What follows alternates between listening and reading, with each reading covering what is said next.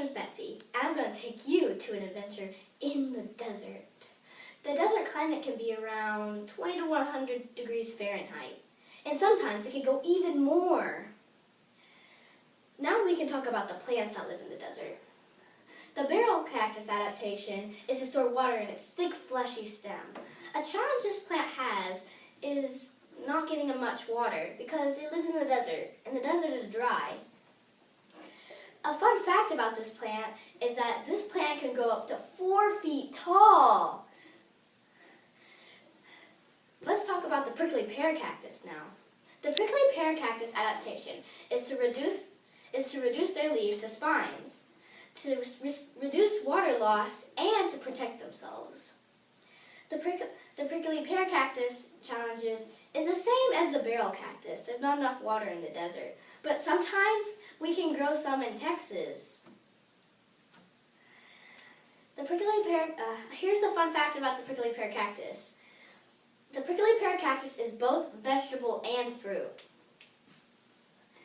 Now, let's go on to plant number 3, the saguaro cactus. The saguaro cactus adaptation is that its thick, waxy outside layer allows the plant to be waterproof.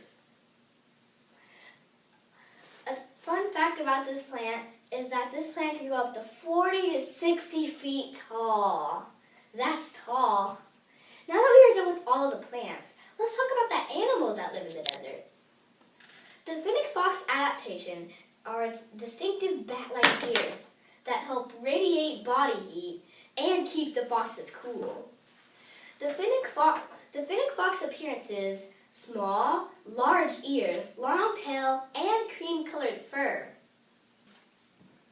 The fennec fox has live birth, so they can have 2 to 15 babies.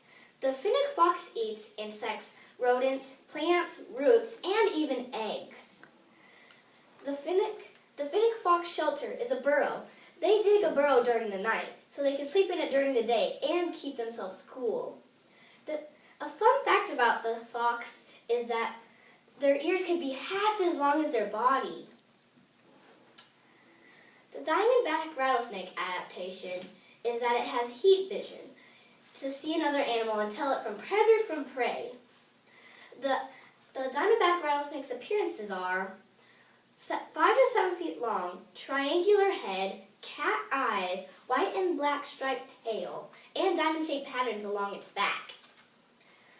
The diamondback rattlesnake lays eggs. It can lay 8 to 10 eggs and 8 to 10 babies. The diamondback rattlesnake shelter is mostly a rocky area and burrows from other animals. The diamondback rattlesnake can eat rabbits, rats, birds, lizards, and insects. A fun fact about this snake is they are really good swimmers. Sailors have found them several miles out at sea. Now let's talk about the last animal, the jerboa. The jerboa's adaptation are its short forearms and its long hind legs are made for digging and escaping predators. The jerboa's appearances are long tail, big ears, long hind legs, very short forearms, and looks like a mouse. The jerboa is an omnivore, so it technically eats plants, beetles, and other insects. The jerboa's shelter is a burrow. It digs all the time. The fun fact that this animal has is that the jerboa can leap up to 9.8 feet high. That's all I've learned about plants and animals, about the desert. Thanks for watching!